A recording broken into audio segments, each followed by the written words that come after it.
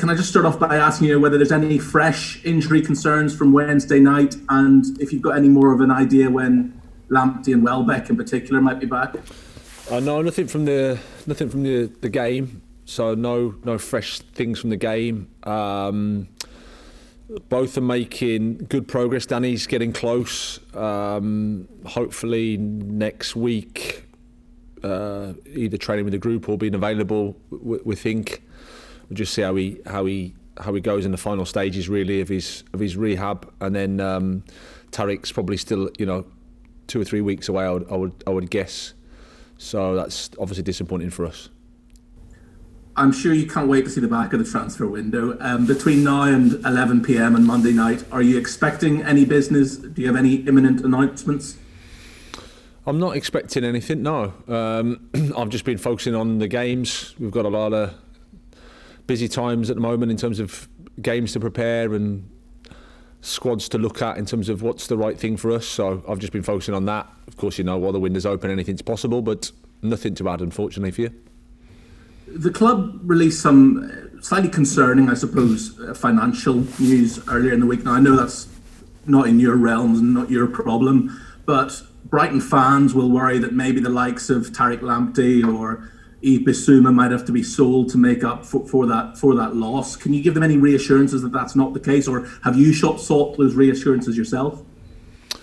No, I don't think there's any need to worry about that. I think the losses are what they are. They're part of the ongoing problems that everybody's facing at the moment, and we're very fortunate we have a fantastic chairman that can help us and support us. I think part of that is we have an understanding of the value of our players. We have an understanding of what we're trying to do. We're trying to develop some younger guys that can take us forward in the Premier League. At the same time, you know where you are in terms of the football pyramid. So if a Real Madrid or a Barcelona come, it's very difficult to stop those types of transfers. But we're in a good place, and we're building for the future. Just turning our attention to Sunday's game, obviously Spurs are going to be without Harry Kane, and I know you're going to tell me they've got plenty of other threats across the pitch, which they do, but Harry Kane is a massive part of their threat. They're not the same side without him, are they? Well, I think it would be unfair of me to say they've got another Harry Kane in their group, because he's a fantastic player, top player, the captain, the leader. It's hard to replace him. I think they'll have to find a different solution, of course, and the squad that Tottenham have, I think, and the skill that Jose has, they can find that solution. But it clearly won't be a Harry Kane Mark II, that's for sure. I wanted to ask you about something which I read, and I apologise if you've been asked about this before, but is it the case that when you were a younger coach, you were invited out to Madrid to sort of observe Jose Mourinho and see how he works and sort of take notes and pick his brains? I'm sorry if that's not the case, but I read that somewhere. I was just wondering if there was any truth in it. I haven't had that fortune. No, never had that fortune. I actually watched Jose work when he was at Real Madrid, but it wasn't as an invite or anything like that. I was just purely fortunate enough to be there for a day and watch a training session. So he's always been somebody that I've looked up to. He's always been somebody that I've been interested in. Certainly from the moment that he walked into the UK, his Chelsea team I thought were fantastic, and the way he was as a coach and the way he conducted himself was really, really interesting to me at the time. So he's always somebody that I've had a huge respect for, and he's a master. Would you say you have managerial influences, people who have shaped you as a coach, and would you say he's one of them? Well, like I say, if I look back on my sort of career, talking about people from outside who I don't know, I think Sir Alex, in terms of his team, when I was playing around the same age as the class of '92, so I followed, of course, him and how he managed Manchester United, and then the next one I think was Jose Mourinho when he came into the UK from Portugal, and like I said, his Chelsea team was fantastic. How they won the Premier League there was so impressive, and the way he brought sort of a fresh dynamic, I think, into the game. And then there's of course Arsene Wenger and Pep Guardiola, and we're very fortunate, I think, to have these unbelievable guys. But as I said before, Jose he's a master. He's to win where he's won in Portugal, in England, in Italy, in Spain. It's incredible. Just one final question from me. I like to think I'm quite observant. Am I right in thinking you've had a little trim to the hair since I last saw you? And with hairdressers closed at the moment, who was your hairdresser? They've done a very good job. Well, my wife will be happy to know that. She will be happy, but she was very nervous, as I was. But thankfully, the relationship is still intact. We're okay, but I'm not sure. Yeah, it's. I'm blaming it on a windy day. It's not the best. Well, congratulations to Mrs. Potter. Best of luck for Sunday, Graham. Thank you. Cheers. Hi Graham, James from PLP. I haven't quite had the faith in my girlfriend to cut my hair yet, as you can see. Maybe next time. If I knew you better, I could come back with some sort of line there, John, but I won't. Yeah, probably best not to. So listen, only losing 1-0 to Manchester City is starting to look like a very good result, given how they're playing. Has the players taken quite a lot of confidence, even though it was a defeat from that game? Yeah, I think we had a really strong week. We had a tough week that week. We played Newport away, which was everybody knew how difficult that was on their pitch and with the history that they have in the competition. We played them on Sunday night. Then we had to go to Manchester to play Manchester City. I think it was Wednesday, and then we played Leeds on Saturday. So it was a incredible week for us in terms of the demand. We performed well, I think, and got through to the next round of the cup. And yeah, a solid performance against a top team. Manchester City were fantastic as well, but we pushed them, and I think that gave us a bit of confidence and belief to go into the Leeds game, where we also reduced a good team to not too much and got the win ourselves. So it's been a good week, and then obviously we add to a good performance against Fulham, where we're a little bit disappointed that we don't take 3 points, but the mood's good. And you must be happy with the resilience you've shown in the last, I suppose, couple of weeks as well. 2 clean sheets in the Premier League in a row is good news as well. Yeah, it is, yeah. As I said before, the Premier League is incredibly challenging.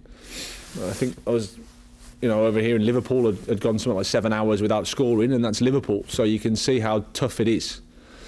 Credit to the players, they've stuck together, they've stuck at it. You have to suffer in this league. That's how it is, and it's how you deal with that and how you come through it. So we're, like I say, we're in a good place in terms of our performances. We obviously know we've got to start again against another top team, but that's exciting for us. We'll do our best.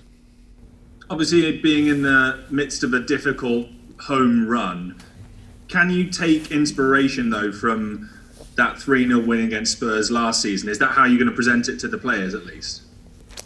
Well, I think the home run is what it is. We know that we have to turn that round as soon as we can, because it's certainly better if you can win your home games. I think the way the league's set up at the moment, with everything going on, the home advantage has become less and less, but nevertheless we need to improve that. Thankfully our away form has been quite strong. Unfortunately, there's a completely different set of circumstances, completely different, almost teams, manager. So what happened last year doesn't necessarily play too much into our thinking. We have to try to maintain and improve the performance that we had here against Fulham, carry on the work that we've been doing, but clearly understand we're against an opponent that is, high quality one. So any mistakes we make, we're gonna be punished. All the best, Graham. Good luck. Thank you. Graham, a couple of clean sheets. How instrumental has Robert Sanchez been in that? And are you seeing him starting to grow into that role as your number one at the moment? Yeah, I think he's performed well. I don't think he's had loads of saves to make. I think against Leeds, I don't think he had too much to do. I thought he came for some crosses well and relieved pressure well for us.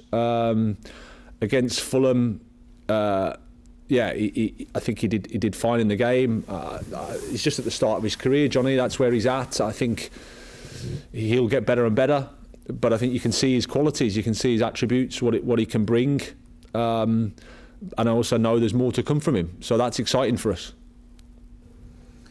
Obviously, it's a bit frustrating because you've drawn a lot of games against teams around you in the table. Does that put like a little bit of added pressure on these fixtures, Tottenham, Liverpool? But I mean, saying that, you've actually performed quite well against some of the top teams this season. Yeah, I think we've tried to go into every game believing and thinking that we can get a positive result. If you know, from the start of the season, we played Chelsea, even though we lost, I thought we played well in the game against Manchester United. Again, played well, but somehow lost with a penalty after the final whistle goes. It's that type of those margins that I speak about often. I think it's obviously easier if you can, win the games that you spoke about. But that's how it is. That's the league. There's no easy games, but I don't think you should either approach any of the games as a write-off either. We went to Manchester City and we had an idea and we tried our best. We've played Liverpool at home and we've also had a good go at those. So we'll approach it the same, which is it's an opportunity for us to get a positive result to win. But at the same time, know that the opponent's strong and we have to be really good and we have to have a bit of luck to get the 3 points. And how much do you relish pitting your wits against managers like Jose? Obviously, it's a different experience against maybe Pep. Every game is different, every manager is different. But how much do you personally relish the challenge of each week being a different one? I think that's part of the role. I don't see it as anything from me personally against Jose. It's thankfully, because if it was, we might as well stay in the house, sort of thing. He's like I said, he's the master. It's my team against his team, and if anything, it's a privilege to stand alongside and to share the technical area with him. And then once that respect is clear, then it's about trying to win the game, and the players do that. That's what it is. But before and after the game, my respect for what he's done and all my opponents. I mean, I'm just fortunate that we're in the Premier League, and no matter who you are, what team, there's always somebody that I've huge respect for, because what they've achieved, what they've done. They might be slightly different to me, but that's the beauty of coaching. No one's got all the answers. No one knows everything. We're all trying to learn, and I'm just very, very fortunate to be in this position to learn from my colleagues.